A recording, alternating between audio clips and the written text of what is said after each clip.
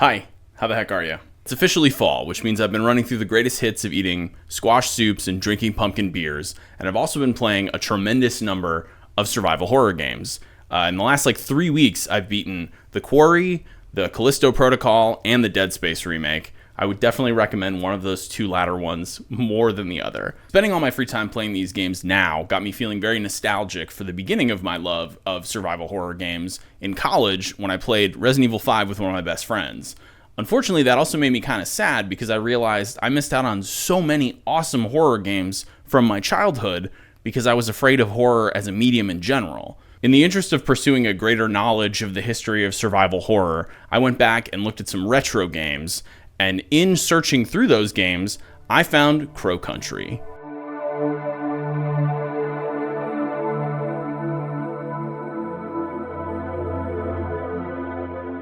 Crow Country is a relatively quick romp into the world of PlayStation 1 survival horror games like Dino Crisis, Parasite Eve, the original Resident Evils, or a Silent Hill game from that era.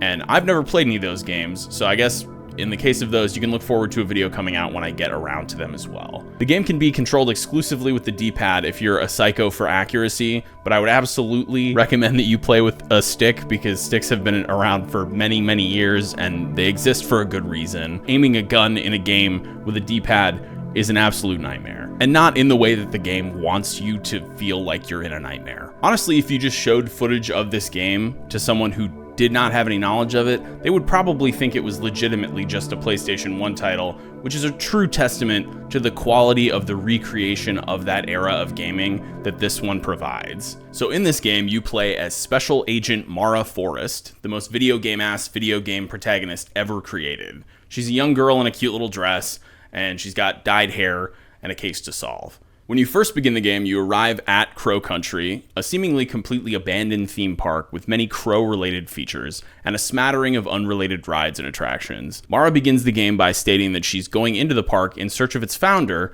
Edward Crow, who has recently disappeared. Exiting Mara's vehicle, the player enters the park. The atmosphere here, from the sound design to visual style to authenticity of emulation, is truly astounding. For a game that looks like this to actually elicit a sense of mystery and fear in 2024 without having to dip into modern game aesthetics or style is something truly beautiful to behold. As Mara explores the park and encounters many locked doors and pathways, she's funneled towards an injured reporter named Arthur Mole. He takes in a healing item from Mara and decides to wait in Mara's car like the beautiful passenger princess he is, while she continues to explore and tries to unravel the mystery of the abandoned park and its absent founder. When I first encountered an enemy in the game, I found that I was not equipped to deal with the throwback style of aiming in combat, and I died almost immediately. This is when I realized the game was more faithful than I had even imagined, and had to start over because I hadn't encountered a save room yet. So I did all of that again as quickly as possible, and on my second try, I was a bit more prepared for the combat scenario that I would encounter. From there on, I was much more cautious about my approach to enemies in new areas in the game,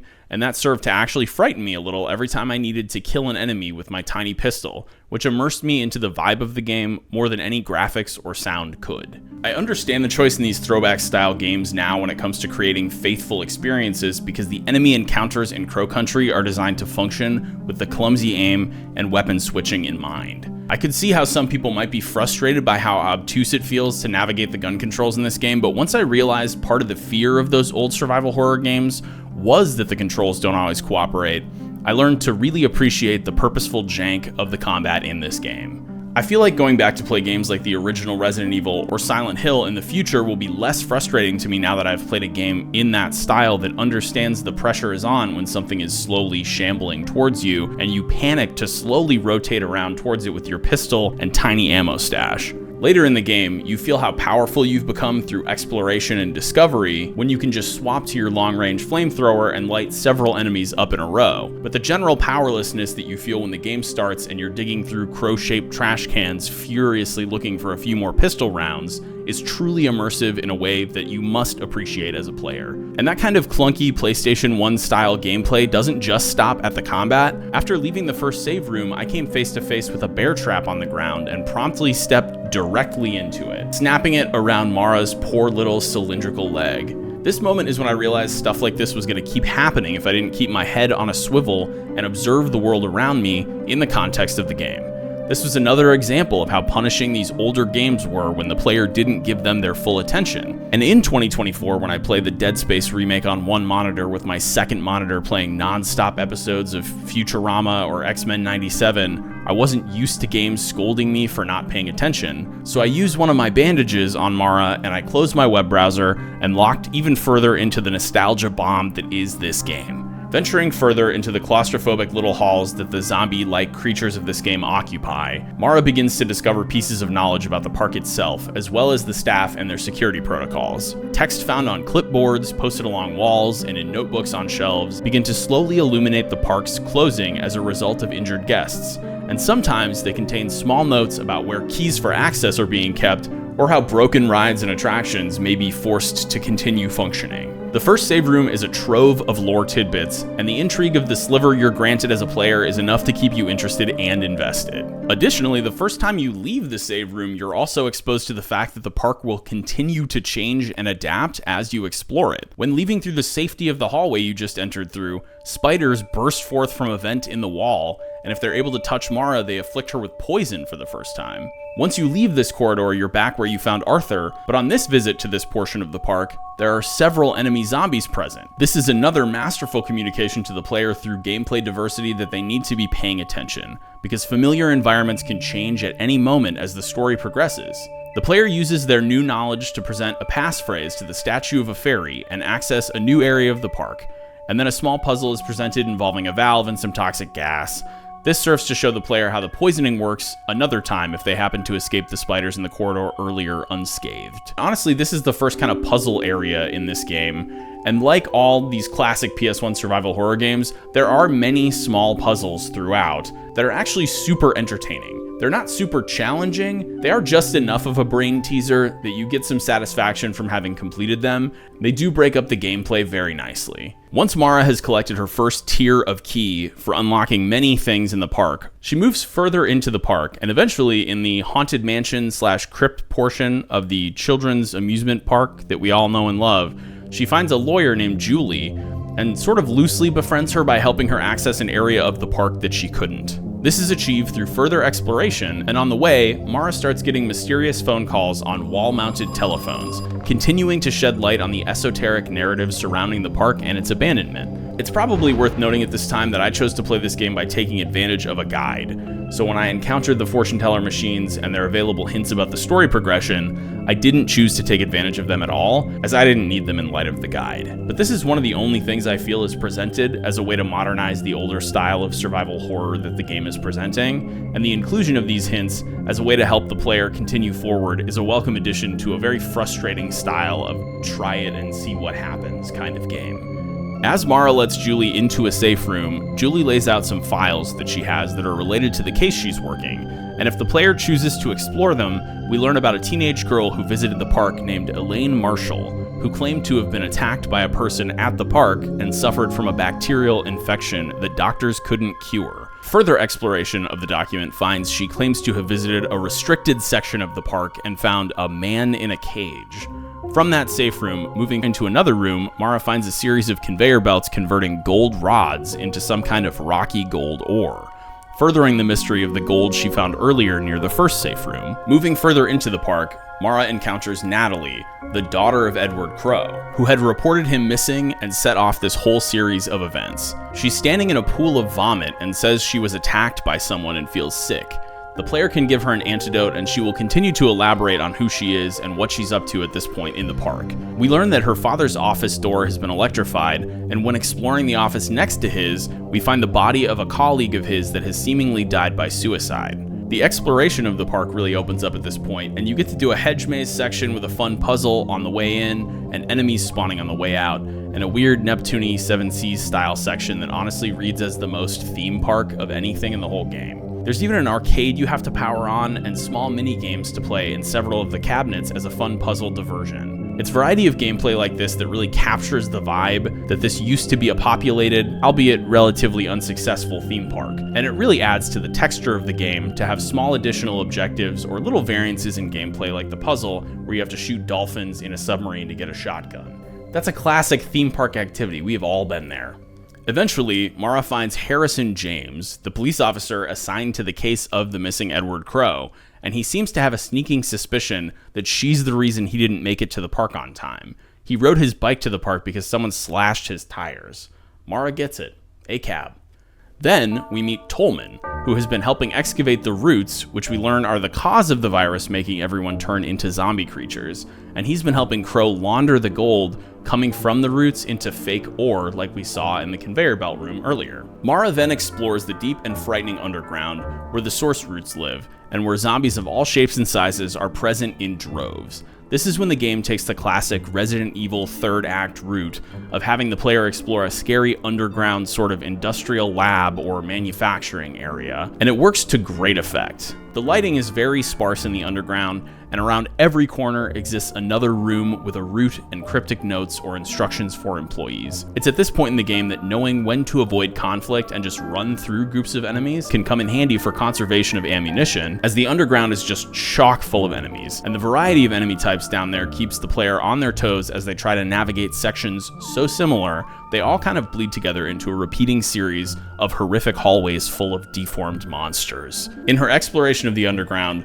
Mara then encounters Marvin Trumbull in one of the root rooms speaking to Tolman. The three of them have a conversation where Mara learns that Trumbull is on the run from the Brazilian authorities because of his work trying to sell the gold harvested from the roots for Mr. Crowe. He conveys his anger at the situation and Mr. Crowe for putting him in a situation like that, but keeping himself out of the paper trail, thus surrendering any liability himself. Mara then finds a generator in another of the root rooms, and when she shoots it, the electricity blocking Mr. Crowe's door no longer presents itself as a threat. Now, even though I said that I had used a guide to play the game, one of the things that I really enjoy about it is that it's not very hand-holdy. And even narratively, if you want to discover the whole story, it's important to continue to explore every new area you encounter through your journey to find clues and read each new piece of information and backstory as you go. The generator needing to be destroyed seems obvious, but just stumbling upon it in the underground and realizing as the player that it must be the source of that electricity from the door you encountered earlier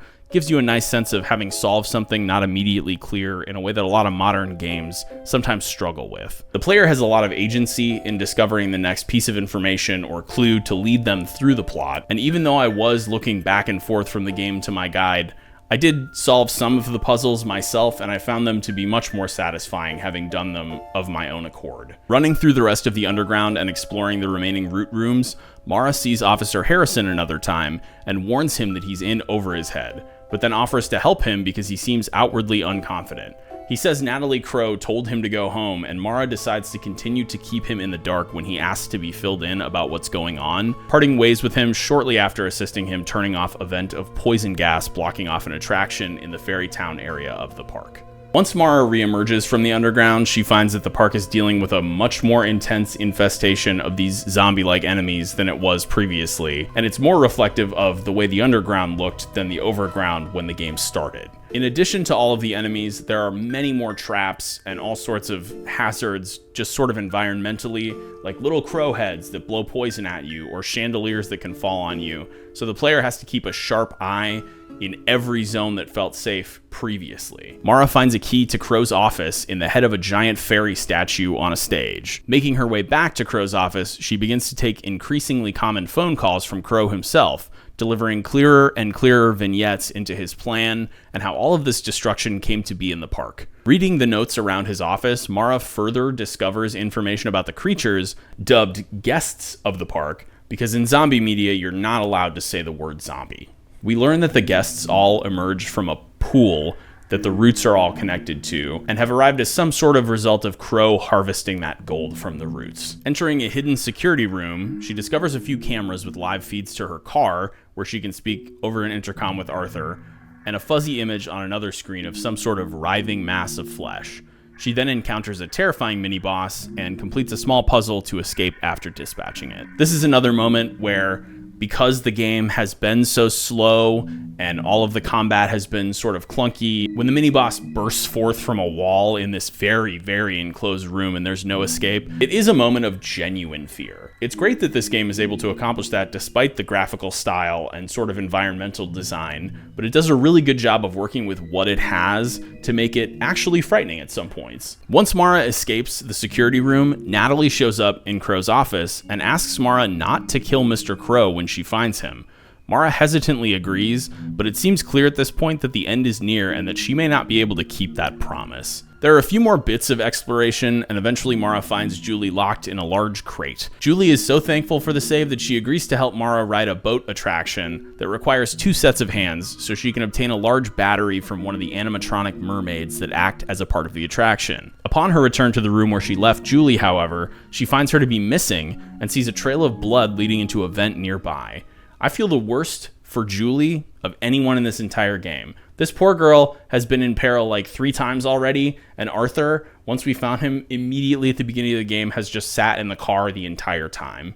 I'm going to spoil it right now and say Arthur does make it to the end because he's the smartest person in this game. With the battery in her grasp, she's able to finally make her way back to the main square of the park and power up the animatronic Crow in the little house to move it aside and access the final elevator to the central underground, thus beginning the final sequence of the game. Underground, she encounters a room of a ton of enemies, and the player is tasked with flipping some switches on the wall in the chaos to open a door and escape the guests. In the next room, Harrison's story is discovered to have come to an untimely end as Mara finds him laying on the ground, dead of an apparent gunshot. Mara makes her way to the final walkway of the endgame and encounters Tolman. He's blocking her path, and when Mara tells him that Harrison has been shot, Marvin Trumbull sneaks up behind her with his pistol drawn. Tolman tries to talk him down, and the real save comes by way of our girl Julie bursting out of a vent beside Trumbull and knocking him off the walkway to his death. She says she was pulled in by a guest, but that she made her way through the vents. We're reminded again that Julie is a lawyer for the family of the first injured guest of the park, Elaine Marshall. Julie agrees at Mara's behest to go check on Arthur and Natalie, and Mara moves forward to face her final fate. On her way to find and confront Mr. Crow, she finds a laboratory, and Crow calls her on the phone again, asking her to bring some glass vials from the lab to him. Finally face to face with a scarred and decaying Mr. Crow, it's revealed that Mara is actually Elaine Marshall, the original injured park guest. We learn that she was infected 2 years ago, and the park was immediately closed to the public. She's also revealed to be a teenager of presumably the age of 17, and says that her infection is worsening and that doctors haven't been able to relieve her of it in the 2 years since she's been seeing them. She is supposed to have remained in the hospital but escaped to try and track down Crow and tell him that he's the reason she's dying of the infection. Crow is also revealed to have been infected by the first guest, and says that he's only so decayed from his infection because of his prolonged exposure to the guests. Then says Mara will probably see her infection accelerate at a similar rate since she's been exposed to the guests all day in the park on her way down to find him. In a rampant bout of capitalist posturing, he tells Mara that the reason he never agreed to pay her medical bills is that he knew no cure would be discovered in a hospital for her infection. I'm sure now that she knows that, her family will be so happy to have paid to keep her in a hospital for 2 years, and will find this explanation to be fully acceptable and within reason. He tells her that he developed his own cure and that she has it on her person in the glass vials he had her bring. He says the 5 vials can be used to cure Mara, Natalie, Julie, Tolman, and Arthur, but he will ride out his infection and die. In a feat of classic PS1 survival horror titles, it is revealed that the pool is some sort of portal that Crow has been slowly destroying and dismantling over the years, resulting in the guests passing through the portal becoming deformed monsters. He claims they were originally human, begging the question of what the other end of the portal contains. He says the first infected guest could speak and wrote down the reason he traveled through the portal on a piece of paper and then gives that paper to Mara, saying he will travel the portal himself and that he wishes to be killed if he returns. Then he uses a shocking level of athleticism to rock his chair quickly back into the pool and obviously emerges as a massive deformed beast. This is a zombie game. What are we doing here, dude?